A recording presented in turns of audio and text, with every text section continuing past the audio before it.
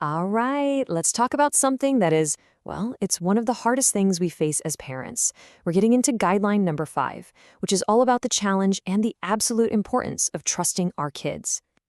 I mean, why is letting go so incredibly hard? It's a question, that pretty much every parent bumps up against. You've poured your heart and soul into raising this person, and then you just have to step back and let them figure out the world on their own? Wow, it can feel completely impossible sometimes.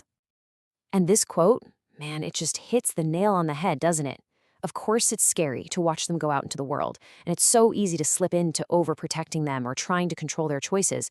But here's the thing, this isn't because we don't love them. It's the total opposite. It's because we love them so much that our instinct is to build this bubble around them.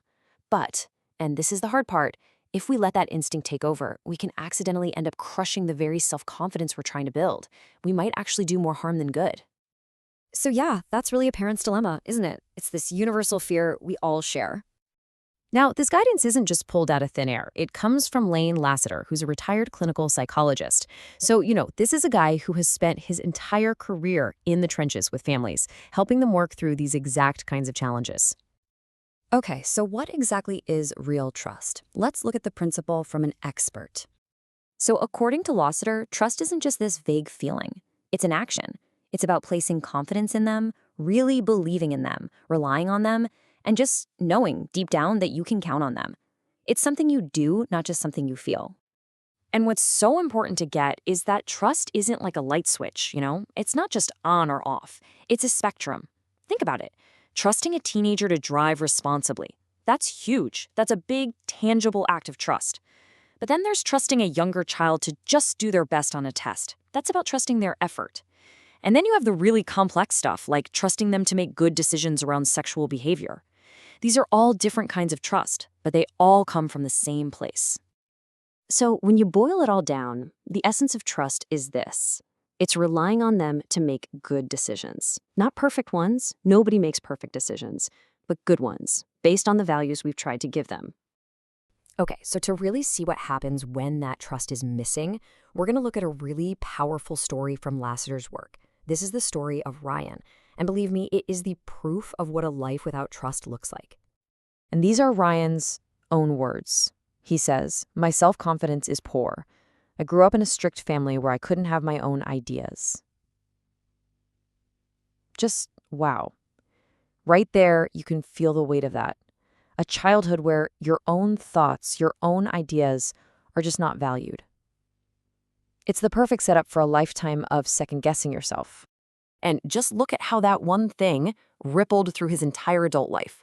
His parents never approved of anything, so what happened? He rebelled on the inside, but just went along with it on the outside. He became a lawyer just to make them happy, and surprise, surprise, he never did well at it.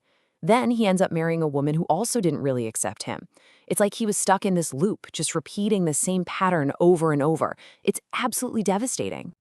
But here's where things start to change. The big turning point for Ryan came after his divorce. He started to see his own daughter, Rebecca, losing her confidence, and that was the alarm bell. His love and concern for her was the spark he needed to finally say, enough, I have to break this cycle. And that brings us to his journey to freedom. This is the path to healing. This quote right here is everything.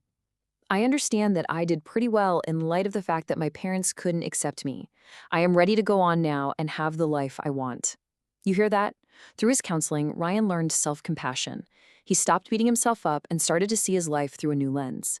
He realized, hey, given the hand I was dealt, I did okay. And that shift, that was the key that unlocked his future. And you can see the change so clearly here. Before counseling, he walked around with this self-deprecating vibe, always putting himself down. He just expected to be misunderstood. But after, he started presenting himself in a much more positive light. And what do you know? People started treating him with more respect. It's incredible, right?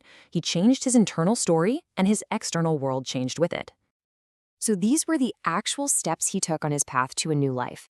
First, he learned that crucial skill of self-compassion. From there, he was able to meet his soulmate, Amanda, and build a healthy relationship. He went into it with open eyes this time. And the biggest one of all, he regained joint custody of his daughter. Just an amazing transformation. All right, so let's tie this all together. Ryan's story is such a powerful real-life example of the ultimate payoff. It really shows us why trust matters so much. Look, trusting our children involves risk. There's no way around it. They're going to make mistakes, they're going to fall down. That's just part of life. But what Ryan's story teaches us is that the risk of not trusting them, well, that's so much bigger. The payoff for taking that leap of faith is a child who grows into a confident, capable adult. And that's the beautiful end to his journey. By finally learning to trust himself, Ryan became the powerful and supportive father he was always meant to be. He broke the cycle for his daughter, Rebecca. Just incredible. So, we'll leave you with this final thought to chew on. This whole time, we've been talking about trusting our kids. But Ryan's journey shows us something deeper, doesn't it? It shows that you can't really give that trust away freely until you have it for yourself. So maybe the real question is, what if the person you need to trust most is you?